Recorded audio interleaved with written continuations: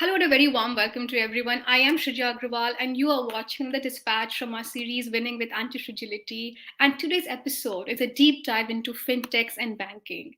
Before we deep dive with this August panel, let's do some context setting on the same. With the rate of domestic investors vastly increasing and the insolvency and bankruptcy 2016 reforming the economic landscape, it seems that the financial ecosystem in India is broadening. The affluent part of India has a per capita income of roughly $8,000, roughly 35 million demat account holdings, and roughly 45 million credit cards. The middle class and the rural class of India also are slowly contributing to India's growing financialization with an increase in microfinance as well. There's a goal to have India reach a 5 trillion economy by 2025 and be a hegemony by 2040 with a $20 trillion. This is being touted as India's golden age of compounding. And yet, a stone in the shoe was the COVID 19 pandemic. It induced businesses in every industry to behave like technology companies to compete in today's global economy as they emerge from this pandemic in a yet to shape next normal. The need to undertake continuous innovation in every sector, coupled with continued economic uncertainty, make leading a business today even more challenging. The challenges and obstacles unleashed by the pandemic have damaged the global business and social fabric in a manner that is perhaps indelible.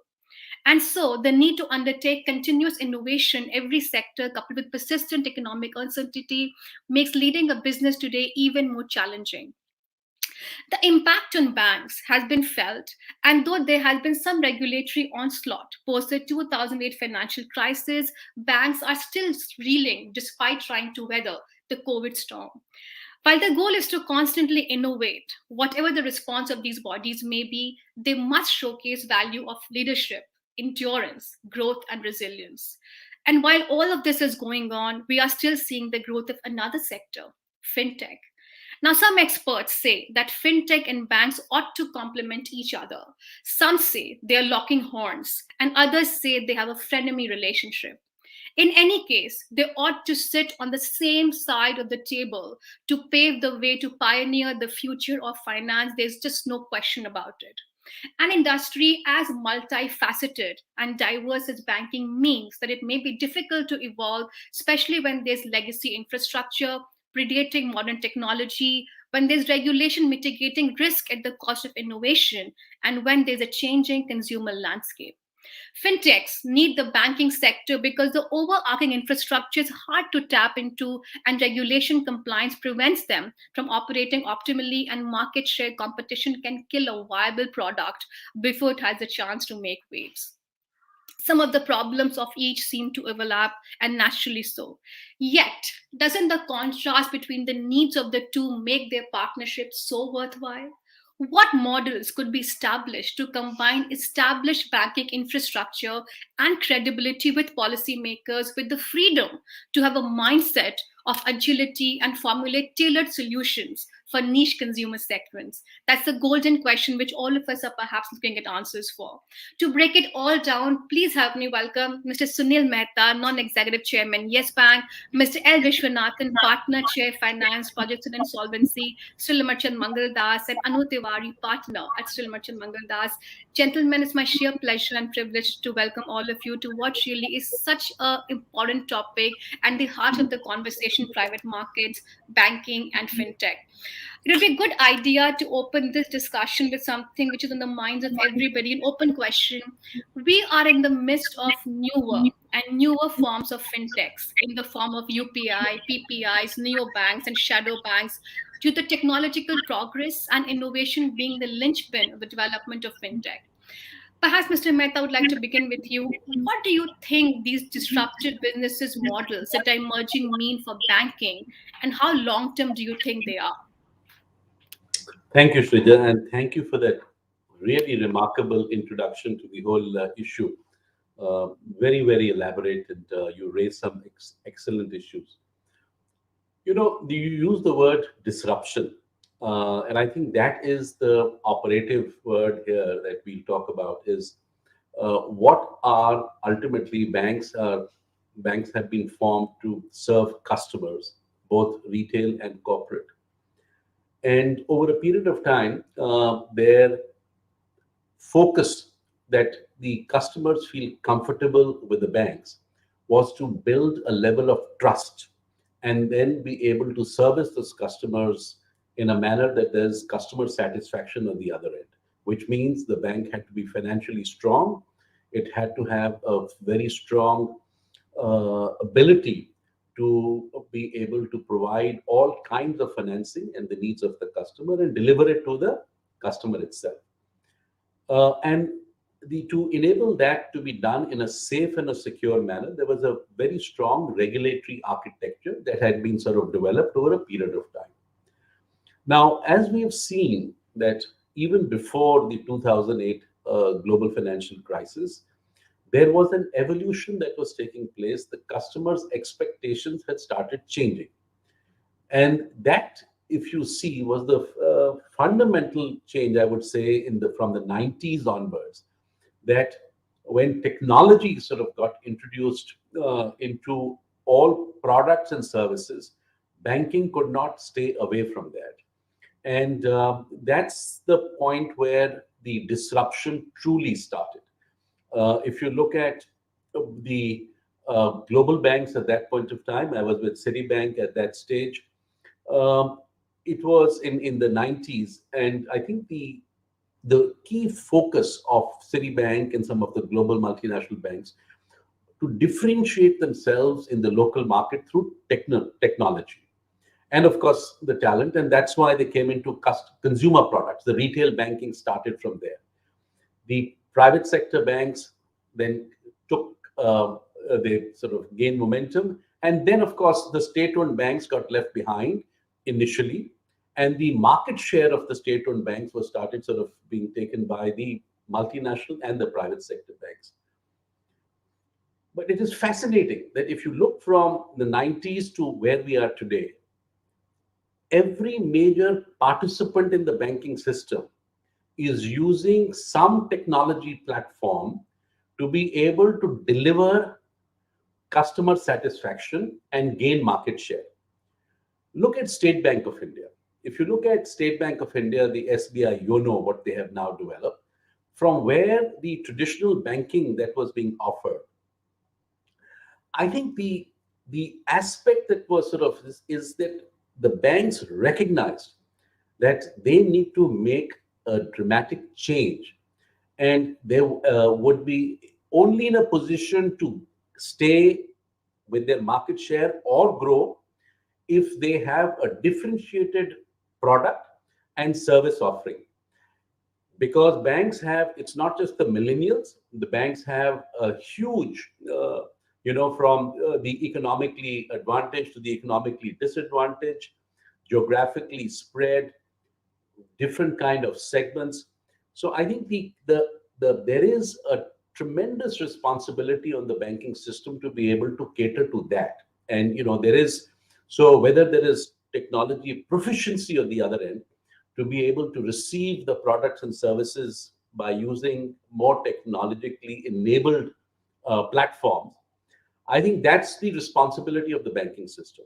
However, the the with this advent that the technology platforms, fintechs have played such a significant role in. From initially the banks were dead against financial technology sort of coming in, so it was really almost quashing them, and and sort of not being fearful of them. Today, from that, and then of course they started acquiring them or making sure that it was part of their own infrastructure.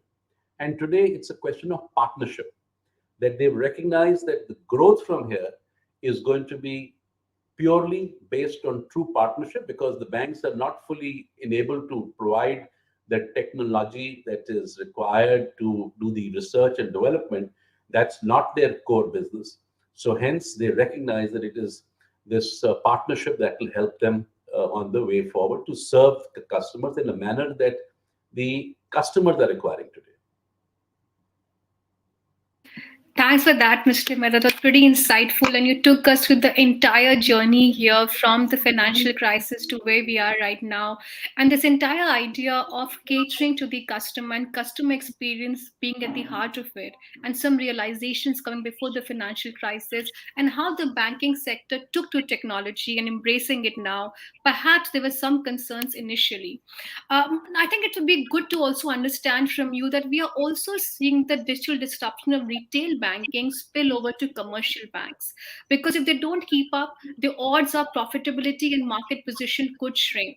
I would just give you some data points here. About 23% of $100 billion poured into fintech investments over 2012-017 were for innovation in banking services. Pretty much what you just mentioned here. So, what do you think is really going to be the industry level impact of fintech on the traditional banking industry in the coming decade? What do you envision is the interplay between the two in the future? So I sort of touched upon it in my first response, Shrija, that the interplay is a tremendous amount of interdependence that I would say that, the banks need to depend on fintechs and the technology. It is very difficult for banks to have in-house technology platforms, so they need to sort of depend. I recall in the 80s when I was with Citi, we had two entities that we had started, both for one for internal technological development and the other one for external. One of them is now called Oracle Financial Services in its new avatar. So the evolution that sort of has evolved, that you cannot have an internal platform that you can build of a scale that can keep pace with the development. So this partnership that has to be there between the entire digitization process that the banks are undergoing is here to stay. And I think that we cannot sort of run away from. What is important is that you've got to understand that the banks are coming from a huge legacy platform that has sort of undergone changes over a period of time to meet, as I said, to meet different customer expectations and to also to keep in mind the regulatory aspects that were there. So there were patches, there were overlays, and there were redevelopment. So and I think in a way that it's been we have learned as we sort of moved along. It's been expensive because the whole thing about making a big overhaul into your core banking system in your entire digitized platform is not cheap, and it causes a huge amount of disruption in terms of customer service. So this today's way of sort of moving forward is a partnership, and at the same time, the banks are relooking at their entire core banking platform. How much are they ready to fit into what the fintechs are offering without any kind of disconnects that may come into the system itself?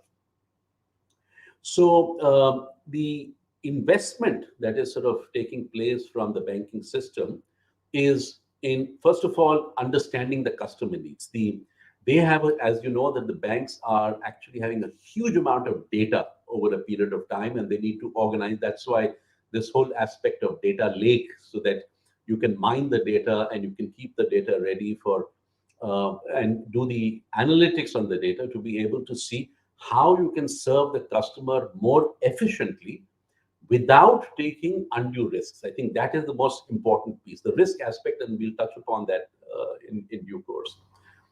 So this partnership that we are seeing now more and more, as you can see, that is developing globally, and India, it's the same thing that is happening here, is a much more integrated long-term relationships that will be there with the fintechs.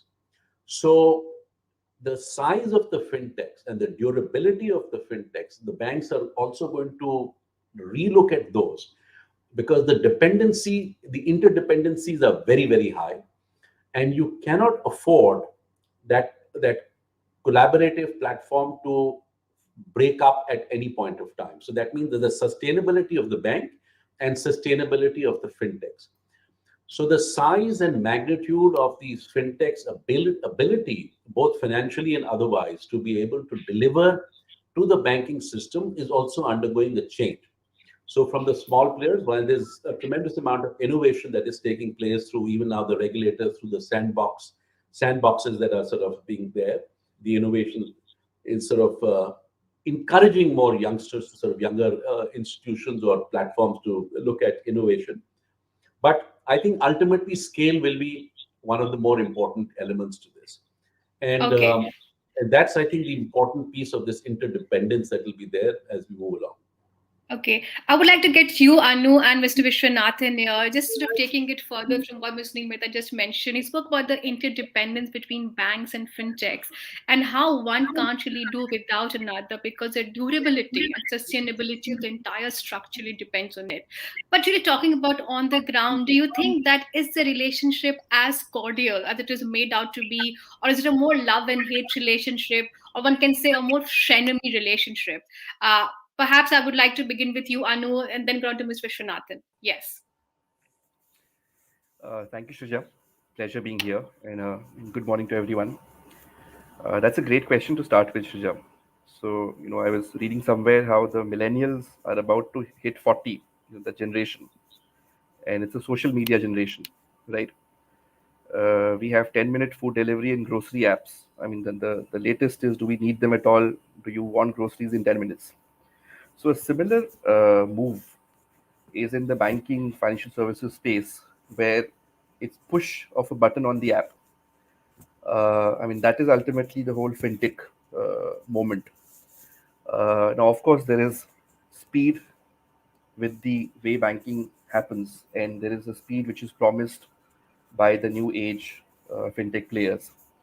And specifically, in the context of the question, there is a bit of a, when this whole thing started, fintech wasn't even a word 6 years ago. I recall it was always payments and settlement, which is why RBI's department is called payment settlements. And only 2 3 weeks ago they created a new department called fintech department. Whenever an innovation happens, it's first, let's see what this is, and let's see its usefulness. Let's either partner or let the ecosystem mature. So possibly, depending on which year you ask this question, the answer changes. Possibly 2 to 3 years ago, it was only a few banks who were extremely entrenched in the ecosystem, who were available always for things like Ben sponsorships, things like opening accounts for payment companies, and which is why if you see Indian banking as a whole, and which is potentially where Yes Bank has played a great role in terms of incubating the entire fintech ecosystem from support standpoint. Uh, so a few banks have been ahead of the curve, at least in our experience of the ecosystem. Others gradually are coming up the curve in terms of realizing that this is not a threat, or this is not uh, uh, a Texas, California gold rush in terms of maturity or background of the players involved. And lastly, also it's the people who today are involved in the fintech or even tech fin ecosystem. You no longer have graduates from management schools or technology schools at a certain age going to banks saying, "Will you partner with me?" If you see the trend, people move in the industry. And I was looking at this one trend report which came out from a very recognized HR outfit. Move has been from banks towards tech by and large. So, what this indicates is that the quality of manpower, human resources, which is now in the fintech world, is a lot different compared to what it used to be 3 to 4 years ago. So, to answer simply your question, today it is a lot more collaborative. 2 years ago, it was different. I mean, potentially 2 to 3 years down the line, it may be, who knows? I mean, potentially one may outweigh the other. But the way I see this today, it is fairly collaborative, and So the where will the recognition has. balance skew? 2, 3 years down the line, it will be more in the favor of fintech than banks. One can say that. See, banking has been there since the era of Medici's in Italy. I mean, so banking is not going anywhere. I strongly feel only the way of delivering banking services. I mean, you need a license to lend, right? A license to create debt, right? To push money. So till the activities are licensed, uh, banking as a ecosystem will continue. It's only the way you deliver the services which will become better. Mr. Vishwanathan, I would wonder what your remarks are. Anu just mentioned that perhaps 2, 3 years the story was different, but now it is perhaps more collaborative. What do you think is the sense on the interdependence or interplay between the banks and fintech? The reality really is, and where do you see the balance will be in, say, 2 or 3 years down the line, or let's say by 2025? That's the ambition we have to be a 5 trillion economy by then. Thank you, Shrija. We are going to see a lot of disruption here, and I echo what Mr. Mehta spoke about in the beginning of the conversation. But I'm a bit more cautious about on this whole topic because traditionally banks in India have played a very important role in supporting the economy, in supporting the people, and in the whole developmental agenda of the government. So we have built our entire economy. The foundation of our economy lies with our large sort of public sector banks who play a very important role. And then of course we have very strong private banks. We also had developmental financial institutions. Now, if you look at every bank, they have a wholesale book, they have a retail book where they deal with the customers. There's a they deal with different segments of the population. They deal with different requirements of the population. And then you have a growing economy with India's sort of billion plus sort of population, focus on technology, high skilled people, being the factory of the world, being the manufacturing hub of the world, being providing services for the world. So you have a huge growth economy here. Now I step back and ask myself, how are you going to support all of this? We have looked at our banks, we have conceptualized our entire financial system with host of very strongly governed public financial institutions and banks who have been regulated and for good purpose and good measure, and they have sort of supported the entire growth of the economy, and they draw their strengths from a combination of wholesale and retail banking. But now what is happening is something very different. You have parts of their business entirely going to be threatened or going to move away to fintechs. If you look at retail banking today, I think that's where you have fintechs coming to play a major role in developing those products and offering those services to the market. Parts of commercial banking as well, particularly the parts which cater to SMEs or MSMEs, where you have sort of retail type products but which are targeted to the commercial banking segment of that. And of course then you have the big ticket sort of wholesale banking, which will be, I think, the forte of the banks for years to come. I think I wouldn't call it a crisis, but I think it's about actually stepping back and seeing what is it which the banks are going to do, how are they going to invent themselves to stay relevant to parts of the population which are going to require and demand different types of service. So I would say it's no longer just a business of intermediation. Finance and banking is no longer a business of intermediation. It is about customer acquisition. It is about being relevant for the aspects and segments of the market which is changing so rapidly that we probably have to reinvent ourselves. Okay, that's an interesting comment coming here that banks probably need to reinvent themselves, and this entire methodology of defend and extend will no longer work. And we have seen this that the companies who defended and extended themselves perhaps went down in the history as really. We can see that if you have to appreciate technology. Now, my question, and perhaps I think it's important to ask this. I went for a fellowship 1 year back to London, and 2 years back actually for the Chevening Fellowship. And I must say this that everyone was overawed with what we did with UPI and FinTech in India. We were the cynosure of all eyes in the world. People really, really had put us in such high regard. So my question really is that what is it that these digital banks or the neo banks can do, which proper legacy traditional banking could not really do? Let's talk about NPAs, for instance. There is a bank with huge experience, traditional credibility systems. What is it to say that the NPAs and defaults will perhaps not happen in something which is absolutely a mobile app or a digital bank? Really, what is to say that what is it that digital banking can get the traditional bank is not getting? What really are the loopholes that they are plugging, which the digital outfit of a traditional bank can't get? What really is the difference there? What really is the mindset difference there? Can I Yes, Mr. Mehta. Yeah. can I come in here? Yeah. So, very interesting question that you spoke about, that on the this aspect of the digital banking, the UPI, and the number of transactions that we've done. And by the way, Yes Bank has a 40% market share on UPI, so it's a phenomenal aspect of the entire digitization that the bank's transformation has sort of seen.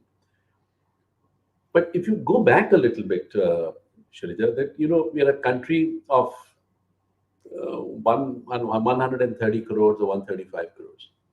In 2014-15, this government started this Jandhan program of really including the financial inclusion piece of opening bank accounts for the unbanked and bringing them into the formal banking system. 450 million bank accounts. I think the world missed that story. That was a physical, you had to go physically to get all these people sign their bank accounts and bring, and then of course the digitization started. Many of them have started using their mobile phones, but the first step was to get them into the banking system there. That wasn't a fintech play. Who sort of toiled to get that? Fintech comes in. So I think every fintech and banks, each one has a role to play. The banks had the distribution reach. They had of course the push also, that you've got to do it. It was a social cause that was there. It may, at that point of time, I was on the board of State Bank of India. We used to wonder as to who's going to pay for the cost. But lo and behold, just a few years later, there were a huge amount of non-interest bearing balances in the bank from the same segment of people who had sort of opened their accounts. So it started paying for itself.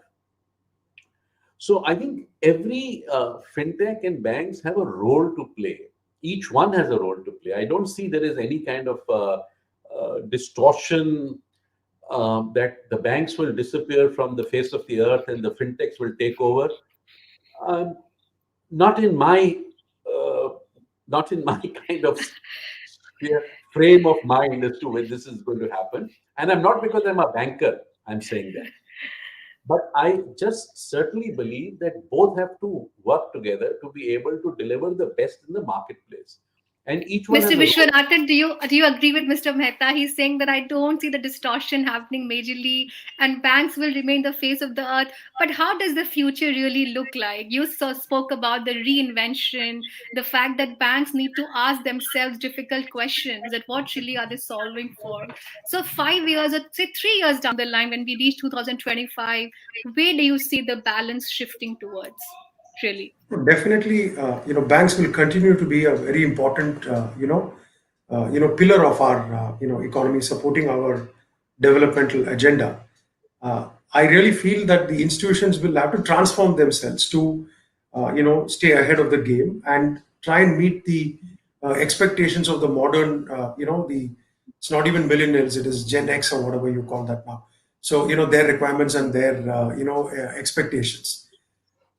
If you look at what is happening in other markets, and compare that what's happening in India, you still have in India, we are talking about whether corporates can own banks, whether NBFCs can own banks. That's the debate we are having in India. But if you look at what is the debate which is happening overseas, it's not even a debate. You have food delivery apps who are getting digital banking licenses. So you have the retail economy, the demand for retail products, the demand for retail customers driving these conversations and agendas there. So they are, way ahead of the conversation in terms of who is going to get a digital banking license, who is going to get a neo banking license there. And there are examples of a food delivery app having got a, either applied for app or having got a digital only banking license. So that's the journey which is sort of ahead of us. And India being one of the largest markets for, the retail, push and retail drive, those conversations will happen here very soon. There is a consultation paper which has been put out by Niti Ayog, asking, talking about a digital only, banking license. So I absolutely, banks, they will be the, pillars of our economic growth. But I see a path by which they will have to transform themselves. Today, apart from the traditional, delivery, channels of banking, I think the retail, websites or retail apps which drive the demand of India sort of, consumers, they are the sort of, hotbed or hot seats for, banking products there. A lot of growth is coming from the retail demand in India. And I think banks themselves are trying to sort of see how they can cater to that demand. So I think it's going to be a transformational journey in the next sort of 3 to 5 years.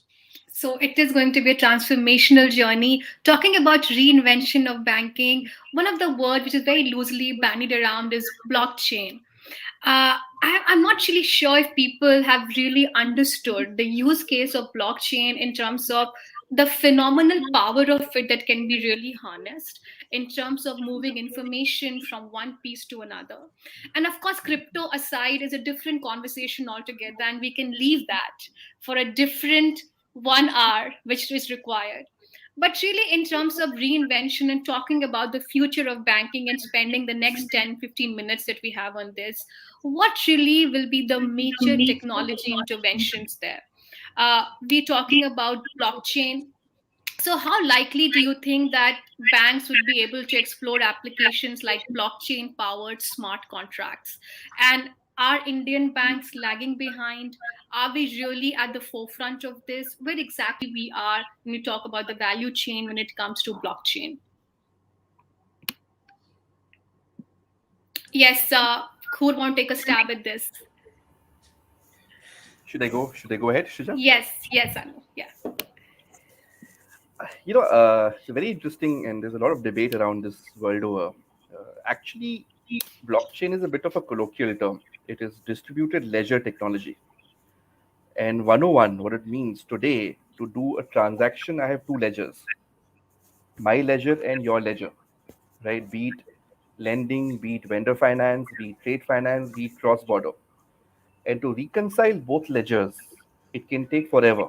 So, for example, cross border, nostro vostro, money movement can take 3, 4, 5, God knows how many days, simply because multiple ledgers get involved. Correspondent bank, then there are actually more than two banks involved. So the whole idea of DLT is you have one immutable ledger where both parties can in real time see what the entries are, which no third party can change.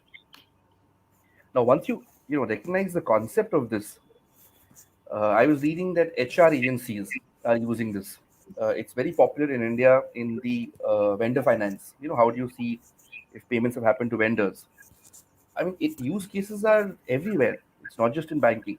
So the short and if you look at some of the largest global blockchain players, they have tied up with 40, 50 banks in India already. So it's quite like saying, if you can use a laptop, why use a desktop, right? But I think that is just one part of the debate in terms of what next, which is the question you asked. At some level, there's a larger debate going on in the world. What is the business model today? It's an eyeball game, right? I start a business of gaming, or a social media platform, or an OTT, or edtech, or ride hailing, or e-com, or crypto. I get some customers with my core business. Now I can sell them anything. I can sell them lending, I can sell them payments, I can sell them a wallet, I can sell them global equities. So, which is the whole super app. The race towards the super app is exactly this. So if you really look at banking in a similar construct, right? And one I was reading somewhere, Shrija, when banks, again, I was reading, and so I'm quoting what I read. When banks make apps, they try and make a website into an app. And an app is not a website. App is the UX is very different. So the whole neo banking movement, at least in India, has been how do you actually create a simpler app? So it is a tech issue. It is not a fin issue, right? So net to sum it up, of course, blockchain is a great point, but the way at least I feel the future will evolve with Gen Z and millennials who hate leaving their homes to go to a, I mean, they don't want to go back to office, let alone going to a bank branch. Is it has to be on the phone, it has to be here on an app, and I should be able to do everything on one app, which is why the race towards a super app. Uh, so even banking as such will evolve towards the same thing. So today, if you see some of the, again, without getting into names of the largest disruptors in India, what are they doing? They're offering one app where I can open an account, I can take a loan, I can buy mutual funds, I can take wealth management advisory, right? Which is probably where I see the whole banking industry of services also moving going forward. Okay. You spoke about the fact that your mobile application is the bank. So the question that becomes really if my mobile app is the bank, which is absolutely nimble footed, extremely on the go, absolutely convenient. So, what happens to the traditional large banking structure? That vision of me seeing a bank, that old, archaic, beautiful structure, 30-year-old bank building, 40-year-old bank building, how will those be remembered as? Will they be remembered as institutions of the past, relics of the past? So, what will be the role of banking, the core banking structure, in an age which you and Mr. Vishwanathan also mentioned is completely and completely increasingly guided by the Gen Z, the first half of the millennial, where the customer demands are too fast? So, what happens to that? My vision of a 30-year-old, 40-year-old beautiful bank. What happens to that? I feel it Yeah, becomes the Miss central. It becomes a central bank stage. Right? It will be known as a central bank, and everything else will be. But okay, Mr. jokes apart. Vishwanathan, yeah, how are you explaining banking to your children then? Somebody who is perhaps my children, 6-year-old daughter. How do I explain banking to? Because that is the banking of the future. How do I explain banking to her then? Yeah. Before we started this conversation, Mr. Mehta asked me a question. When was the last time you visited your branch? Or, when was the last time you actually cut a check or you were doing that yourself? It's changing. Things are changing. Things are changing. Even things like verification, the purpose you go and visit, a branch, all of that, and a lot of that has been also for the good, because of the pandemic. People have been forced to change as well, but they do play a very vital role in the economy. And in this whole pandemic, I think the banks played a very vital role in delivering, reach to customers. And again, when you look at it in India, I think the question is also for Bharat, right? I mean, India as Bharat, we all sort of, uh, identify ourselves with. We have to look at various segments of the population. And I also started the conversation by talking about how important contribution to our developmental and social agenda is, for banks to do. They will continue to play that role, but I think the challenge for the banks is they'll have to cater to different segments of the population. They have to cater to Bharat. They have to cater to, the new age, the new generation. But I think that's the challenge, and I think that's the opportunity. I think it's both a challenge and it's an opportunity.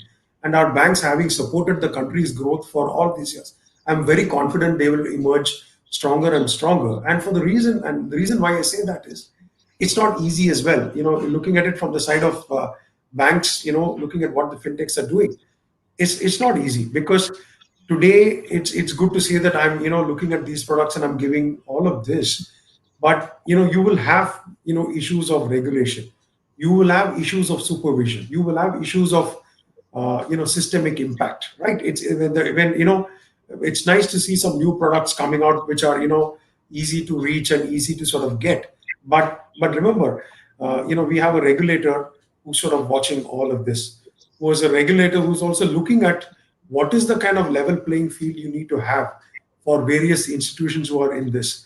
What is the issue? What are the issues of consumer protection which are relevant? What is the systemic impact if you have such reach and such presence in India? So those are all issues which I'm sure those are under consideration of the regulator. And I think we will see a very balanced and evolved marketplace where both banks and fintechs will participate with the right kind of safeguards. Governance of these institutions are also very important. Those are, because as and when they have customers, as and when they reach out to customers, as and when they lend to the marketplace, these issues become far more important. Supervision, governance, those are all very important, and there will be a place where there will be a marketplace which will be looked at by the regulator, which will be guided by the regulator for it to evolve. I think every company wants to become a fintech company. Financialization is across the board. Apple is a fintech company. Starbucks is a fintech company. Everybody wants to have that NBFC element to it. So the financialization happening on board. And what I could gather from this panel really is that perhaps the metros and the more evolved population is skewing towards digital banking or the neobanks. And perhaps the banks and the more traditional structures will have to relegate themselves and cater to what is the Bharat. So because the opportunity set remains so huge. Talking about products, which Vishwanathan, you point about that, I want to understand this entire buy now, pay later concept. Is it the repackaging of the credit card economy coming in a beautiful marketing language, buy now, pay later? Ultimately, it is the credit card thinking that is coming there, right? And we have seen the recent moves by global banks like JP Morgan, HSBC, and Santander towards offering fintech like services, which are on the rise. For example, buy now, pay later, which customers favor, which indicates a shift in the thinking of traditional banks, and there's a focus on reclaiming the ground. What really do you feel Indian banks can learn and do to compete with fintechs, including global players entering India? I do know there are organizations like Pine Labs and now PayU getting into it and Razorpay, which really have claimed their space for what really is buy now, pay later.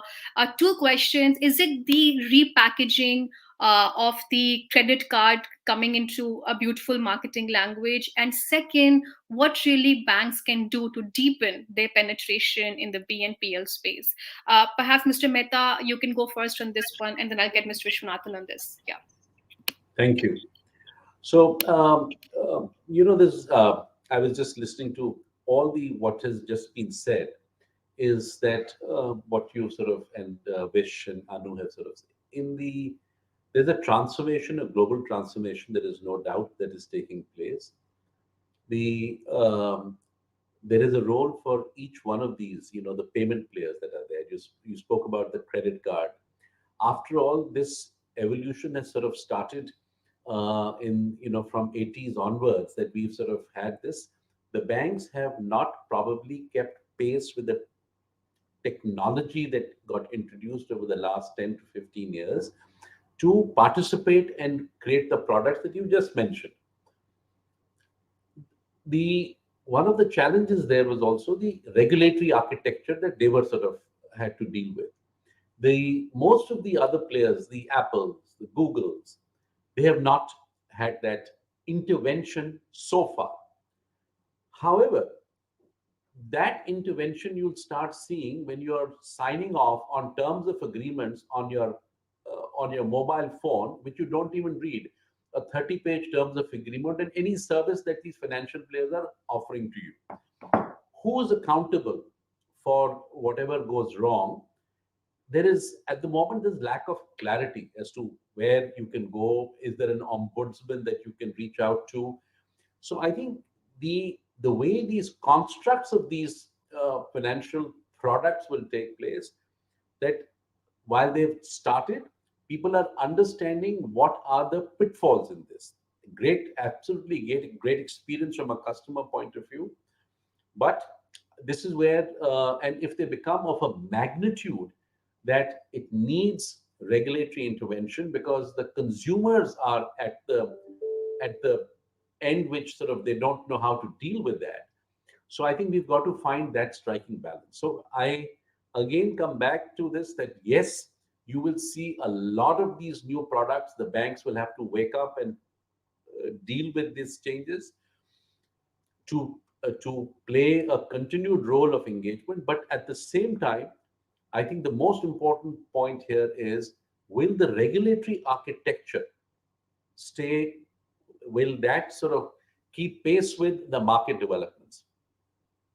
And I think that's one of the critical points that we've been working on, is that, is there a way to upskill the regulators themselves so that they lead the market rather than lag the market?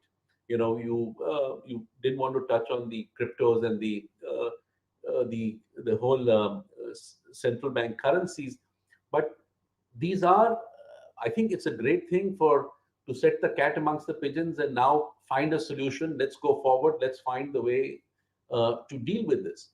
And this is exactly what's going to happen. I think the banks will now have to start dealing with this and start pushing the central bank or their supervisors, whether it's IRDA or anybody else, SEBI, that we've got to deal. At the same time, I have to say this to you: the all these players that you're talking about, you will need to have some degree of comfort level that they are following the rules of the game. And if you don't have that comfort level, and these are equity finance, the valuations are out of whack. If the valuations of these players start dropping, as you've just seen recently of some of the players, where are you going to run? How are they financed? They are loss-making entities today. Where is the complete stability of these entities? So there is a huge amount of, the way you've characterized this is an expectation that is there. And that is why the private equity, why do they stay for 5, 6, 7 years in these? Why don't they stay for 10, 15 years? So you've got to understand what are the risks relating to all these issues before you get completely sort of taken up that this is the new world order. If you don't get the right underlay, the foundations right, you may have some issues that you saw in 2008, where everything, the world thought the things were moving in the one direction, unidirection. You have to pay a price for that. I think nobody is getting overawed by the new world economic order here, but we have seen significant disruption taking place and upending the industry. If I were to draw a parallel between fintech and education, for instance, look at the edtech industry. You had something like a Byju's, heavily funded, and I get your point of private equity venture capital funding Byju's. It lapped up Akash educational services. So you have a case of a digital upstart lapping up a traditional education services company. What is to say that in the near future, 5 years down the line, you would not see digital upstarts? Suppose a company like Razorpay, for instance, I'm giving you an example. Recent reports suggest that the company has had its valuation increase from $1 billion to $8 billion in 6 months. One can really question it's all the we can see this because of benign liquidity environment. There's more capital available than it's being used. One can say that. But what is to say that tomorrow you would not see a large digital upstart acquiring or perhaps getting a larger equity share in traditional bank? Don't you already envision that future shaping already? So Yeah. may I respond to that? Yeah. And then we can sort of take it. Many of the if you look at even in the insurance industry, and I'm just sort of moving a little bit from the banking, you've had these wonderful, great startups who have sort of gone. They've also got listed, and perhaps some of them unlisted.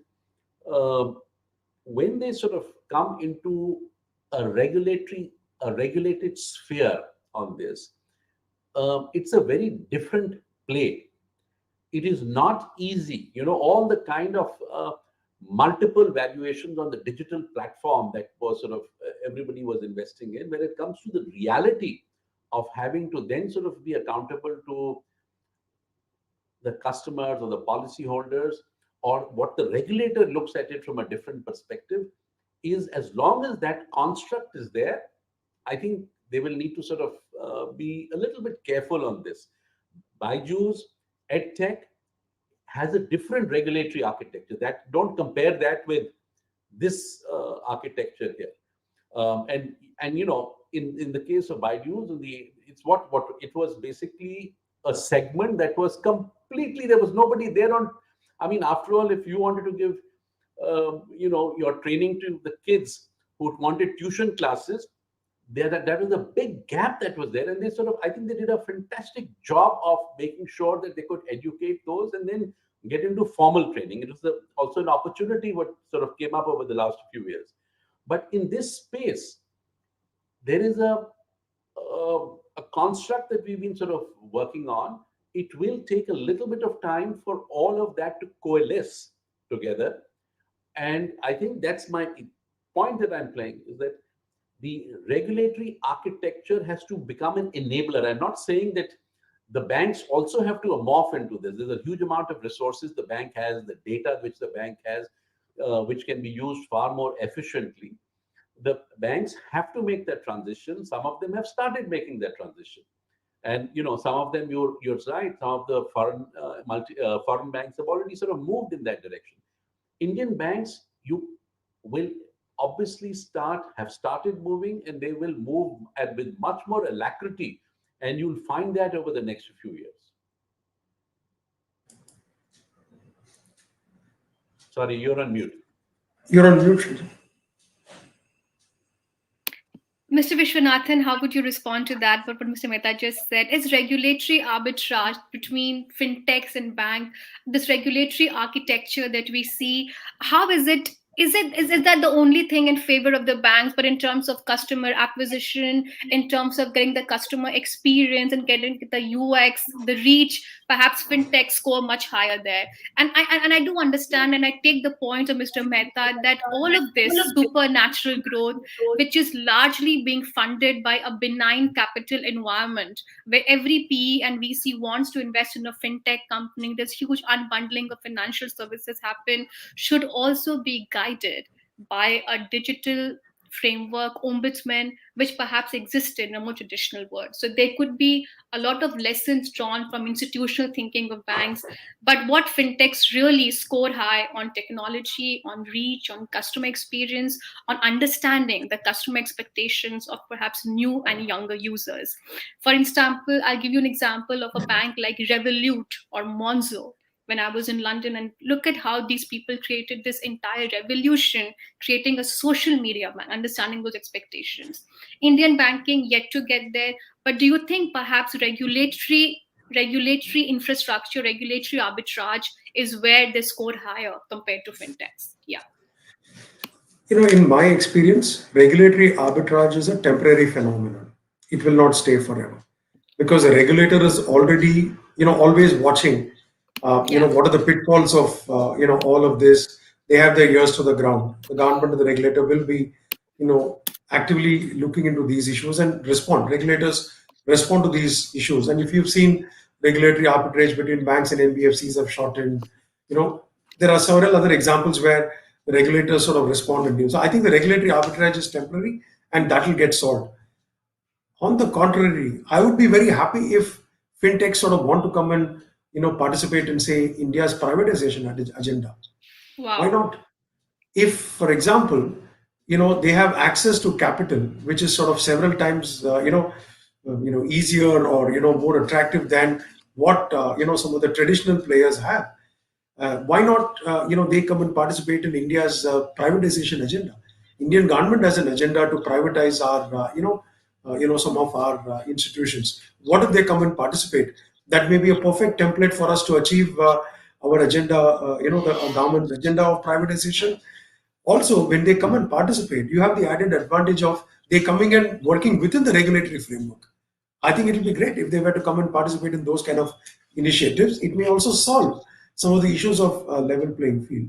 And if you also look at today's architecture here, you have public sector banks, you have private sector banks, you have NBFCs, and if you have more people to come and participate in the privatization agenda, it's more competition, which is for the good of the country. That's a very, And very fair point, and it's I think it's a beautiful thought coming here that why can't fintechs participate in the great Indian privatization drive, and this important aspect of regulatory arbitrage, and you can't really just be under the garb of regulation. The regulatory arbitrage will become less and less, as we're already seeing. So, Mr. Mehta, what would your response to be to Mr. Vishwanathan here? I do understand where you are coming from. That perhaps it is also that you have also been a banker all the while, and you are seeing this onslaught of fintechs, and you can see what they're solving for. But is it too difficult for banks to really understand, appreciate what fintechs do bring to the table? I mean, what really is the thinking there?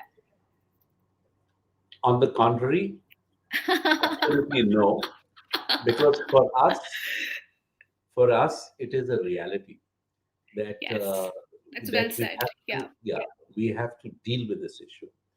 And I can assure you, and I've sort of worked 18 years in a foreign bank, Citi, then I've been on the board of SBI, PNB, and now Yes Bank. So I've seen foreign public sector banks and the private sector. All I can say is everyone is responding to uh, the new way of life that is evolving. So if you look at the when the 2020, when the pandemic hit all of us, from the bank's perspective, the mobile banking itself moved up by 40%. And then of course the whole payment systems sort of really got moved up and all of that. So this is reality. What is happening is there's a distortion also. We've got to deal with that. So all people who were working in banks who are on the technology side, because of this whole valuation up, the whole valuation game that is there in the fintechs, many of the talent pool has also sort of been migrating, and we've got to get the talent pool back into the banking system, because that's the only way that they'll be able to synergize between the fintech and the bank itself. So I think from a board's perspective and the way the strategy, the direction, the whole aspect of technology and creating the right platform for growth, integrating who could be collaborators in this is the way to go. And you mentioned about the 30-year-old buildings and the hardcore infrastructure. It's an evolution. I think we all have to accept it. We all have to sort of, as human beings, be part of that change. That it doesn't make sense that you have to have, so you migrate from urban branches into rural branches. You sort of, because that's, and again it will require 10, 15 years for them to get used to the entire internet play. And so as long as you're ready for the change, Shirja, that is what is the most important thing. And I just want to say this, that having sat inside these banks, I think the banks are ready to participate in this. If you can have public sector banks making that attempt, yes, some have succeeded more, some have had their own limitations, but they've realized that that is the future. And I think this interplay of of a sense of responsibility, because on the fintech world, it is not a pure valuation. This will all come to a halt at some point of time. This is a great party, but parties are never No, that is there. true, Yeah. especially the So valuation game. Yes. valuation game is actually detrimental. It is detrimental to their future growth from here.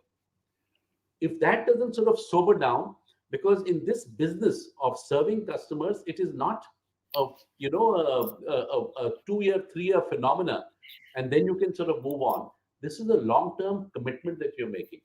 Howsoever the customers may want to keep moving, but that's a different thing. But you're in the business of serving customers for the long haul. That is sort of well taken, that you are in the business of serving customers for a long haul. And I must say that there's a revelation, and a very candid revelation coming from a banker here, that Shrija, we are here to embrace change, and we are embracing change fully. We are here to participate and become collaborators. And you yourself said, but perhaps that beautiful 30-year-old banking architecture will cater to more rural banking as the demands of more millennial and advanced customers change. You have spoken about the future in terms of collaboration, interdependence. Mr. Vishwanathan, if you were to give me three facets of this future of banking, three key trends or three key definitions, what would those really be? What would that be? I would have liked to spend more time on buy now, pay later and some products like that, but I think that got a little lost in this entire conversation. But yes, Mr. Vishwanathan, your three key predictions on the future of banking and how this will entire evolve. Yeah. Customer focus, that is going to be the key, first one. Second will be use of blockchain on, I think Indian banks have already launched products based on blockchain technology, on trade credits, for example. So increase use of, technologies like blockchain. Third, heavy investment in technology. Banks will also, I see banks acquiring fintechs, if not partnering with fintechs. I see banks also starting to acquire companies which have technology, not just fintechs. So I think it's a convergence between banks and technology where the banks will lead the charge. The banks will lead the charge, according to you. Absolutely. Yeah, absolutely. So you are saying that the balance will tilt in the favor of banks and not necessarily the fintechs in the near future. I don't see the regulatory arbitrage as a long-term phenomenon. And since the banks are well regulated, they have, established governance and they are subject to supervision. They can have a more stable path to growth. And I think that's why I feel banks are sort of well positioned to grow. They are well positioned to seize the opportunity of investing in technology, acquiring companies, and leading the charge. Okay. And but at the same time, you also are giving this call to fintechs to take part in the Indian privatization game. Absolutely, absolutely. I think that's a great opportunity because I think that will again force a collaboration. Where the fintechs, once they participate in privatization, then they are subjecting themselves to the regulatory architecture. So, what more can you ask for? Better capital, better technology, good governance. They're all listed companies. You have good governance and good regulatory framework. Ideal partnership. Okay. Anu, you have been silent for a while. What is your viewpoint? We saw some disagreements here, some opinion clashes also here, talking about the future. What really is your sense? Yes. I completely agree, Shija, with Mr. Vishwanathan and Mr. Mehta. I think, we all the market loses focus in this debate of one word. It's called trust. Money is a business of trust, right? You don't create trust. I mean, today, why should you, if I ask you, where I bank with, I mean, I can say this openly, I bank with State Bank of India. I may be a fintech lawyer, but my money is with State Bank of India. So, at some level, who do you bank with is a function of trust. It doesn't, you may be the best, but it doesn't get created within 2, 3, 4, 5 years. And it can only be created by better services, right? Better customer service, grievance redressal. If you see, there are no call centers with fintech apps because the moment there is call center, human being involved, it creates, they feel bad customer service. So it's better they have bots. If you see on the bot, you can type out. So net, I think whoever can really provide trust, right, and a comparable service. I mean, I actually, most people don't even want service beyond the point till it is okay, till trust is there. So going forward, whoever can marry both service and trust, be it banks or fintechs, will. And lastly, Shija, every fintech is getting a bank charter in US and Europe. So there is nothing called, fintechs want banking license. Absolutely. That is so true. We're talking about anti-fragility here, and all of you spoke about the risks, especially on this new age, nimble-footed technology upstarts. So, of course, there's this entire thing of raising money and chasing a valuation number.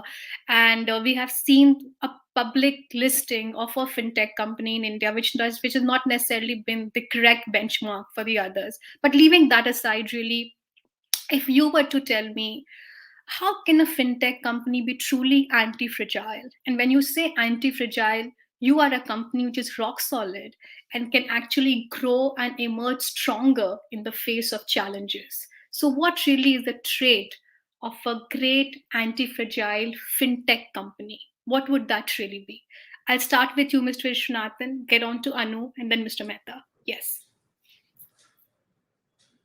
Uh, Good governance, subjecting themselves to uh, a proper regulatory standard and architecture. If it's not mandatory, even doing it on a voluntary basis can improve confidence. No one's stopping us from adapting voluntary standards. Driving the right kind of partnerships with banks, as that's going to build more credibility for them as well. Okay. Anu, what would your point be? Anti-fragility in fintech. Shija, I feel in one word: maturity. Whether you get it by getting the right people, by being in bed with the right partners, it's nothing. You can have a ride hailing app or a food delivery app, which where the whole blitz scaling concept, quickly go expand and conquer the world approach, right? But this is one topic: fintech, banking, techfin, whatever you call it. Top players will survive. Okay, Mr. Mehta, what about you? What would you say to that? So I think all of what have been already said is definitely key ingredient, but I'd just like to add some more. Uh, for a complete partnership and a collaboration which is seamless, from anybody's point of view, you've got to look at it as a counterparty risk. What is the counterparty risk? Because this is not a one transactional risk, it is an embedded risk that we take. So now more and more, the banks have to look at the partnership also. So all the uh, stress testing that you do on your systems and processes within the bank, you have to do that across with your partners and collaborators as well. Whether they can sustain the same durability on a stress testing model. So if we cannot afford an outage, we've got to make sure that their systems and processes also cannot afford an outage. Governance and trust and all of those are given. I mean, you cannot sort of have that. But in terms of the ability to deliver a seamless way in which the regulators and customers expect, that is the most critical piece. The whole cyber security risk, we haven't even spoken about that.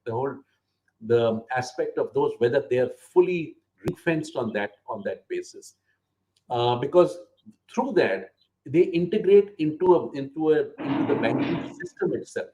So you've got to make sure that they are as equally ring fenced as what we have perhaps from the banking system itself. So it's a maturity process that will evolve. And I think this checks and balances, as it all leads back to that somebody, there will be an architecture that is looking at all of this to ensuring and ratifying that this is where they meet that true test of dependability. I think my last question before getting into rapid fire, it's good that we brought about this entire concept of blitz scaling, scaling up very fast. But has that blitz scaling come on the, I would not want to use it, but perhaps behavior, which is not seen in the right way, and perhaps this loss making? How long can you be loss making as a fintech company? Really, I wanted to ask this because it is always this slugfest between growth versus profitability, which we have seen in this new kind of businesses taking place. We have seen this in e-commerce. I've had interaction with entrepreneurs who have told me that Shrija, we want to, if we want to be profitable, we can be profitable from today. But the question is that we want to fund that funnel. We want to make that large and large. So, what would your advice be from this meaningful panel? That if you're a fintech company, how much this slugfest between growth and profitability should continue, really? And how appreciative are we of loss making fintechs? Mr. Vishwanathan, you want to take a stab at that? As you start moving towards a regulated environment, it'll be very hard for people to take this kind of an approach in a regulated environment. It's okay to be like this in an unregulated environment, because once you are in a regulated environment, you also get some regulatory privileges. For example, like access to deposits and things like that. And then that becomes an entire responsibility on the system itself to the financial health and stability. So these trade-offs are okay in an unregulated environment, but as you go towards a regulated environment, those trade-offs will have to go away. You have to only build a stable and sustainable business. Mr. Mehta, what would your response to be on this one? So I completely agree. I think this what Vish has said is that you've got to have the fintechs who are going to participate in this either as collaborators or standalone fintech service providers. That if you don't have financial stability in your company and you're self-generating and not dependent on your anchor investors who have a limited lifespan of their interest to stay there, it is very fragile. And I think that's really one of the key risks that they will need to look at as to how do they sort of conform to this stability that they can provide to their own operations through self-sustaining accruals within their own, which will sort of go in building capital for them. Okay, so my question to you, Anu, is that as long as you are private, which was what Mr. Vishwanathan Mehta also sort of referred to, an unregulated environment, this entire thing of growth versus profitability, not declaring your growth numbers, only talking on GMV. When we talk to founders, they're very wary of talking about profitability numbers, burn rate, and they all can perhaps hide under the garb of being private. But if you are trying to get into a public float, how many of these fintechs do you really think are ready for a public scrutiny like that, where you will be governed by an analyst who would take a microscope and go through your numbers on a quarterly basis? Do you think fintechs are really ready for that kind of scrutiny in India yet? Yeah. So maybe I'll rephrase and answer differently, given what a sensitive question you asked, Shrija. Uh, Shareholders don't pay salaries; customers do.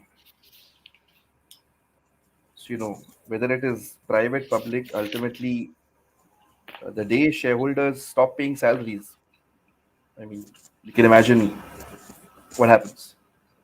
So whoever really in the long run has a, maybe not today, like you mentioned, many of them say we won't monetize today, later, we are deliberately not doing it.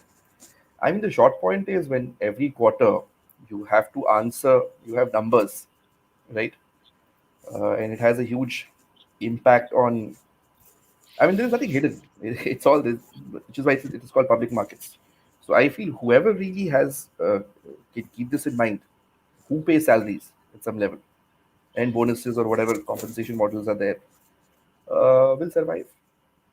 Okay, it's time for the rapid fire here, and I will like to begin with you, Mr. Vishwanathan, because I think you are the one who seemed to be giving this advice to fintechs taking participation in India's privatization drive, and really it can be an equal footing for them also.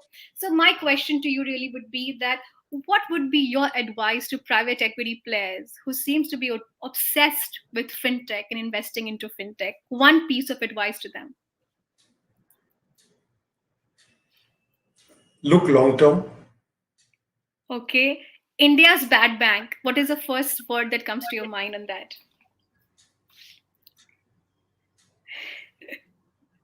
India's bad bank, the first word that comes to my mind is a late start. A late start. Okay. Do you really see that fintech is a winner takes all market as we have seen in e-commerce and all? Is fintech a winner takes all market? What do you think? No, no, it's not. It's not. It's far more complex and challenging. Okay. Anu, my question to you is that fintech and Web 3.0, if you were to give me one specific sort of use case which you think is not necessarily plugged by startups there, what would that really be? The whole metaverse ecosystem, which I think, it's still too early for India, so premature, but effectively turning physical into digital, which so far still hasn't happened from a practical standpoint. In the fintech space, you mean? Like banks really getting into the metaverse space? I feel Because it's some premature. banks, it's premature. Okay, Mr. Mehta, my question to you, one advice to fintechs raising money at hypervaluation, what would that really be? One quick advice. Yeah. Yeah, I think the important thing for them is to get your governance structures right, transparency, and I agree with what Vish said. Think long term. This is in the long haul. The valuations will all stay if you are looking at building a business that is not looking at it from pure value proposition, but looking at building a business that is sustainable over a period of time. That value is unbeatable. Okay. And what, according to you, is your most overrated fintech unicorn, which you think? I respect all fintechs who become unicorns, and I think they need to be applauded because they've done an excellent job in getting there. I don't think I can single out anybody who has uh, perhaps is overrated. Ultimately, if the people who have put the money have rated them high, who am I to say that they should not be rated the way they are? Okay, I think you have just completely dodged that answer on that question. But I wanted to ask you, if you were to start a fintech company in 2022, a company in the financial services space, how would Sunil Mehta start that? One key thinking, one big thinking, what would that really be? First of all, I'd love all of you to come in as stakeholders and invest in that company. But genuinely, I think there is, if you start identifying spaces that are there for technology to play a fabulous role in this market, whether it is at the bottom of the pyramid, if you really look at the huge ecosystem that is building there, there are huge opportunities. And I would say that I would love to be sort of part of that as long as I have somebody who can help me with the technology piece.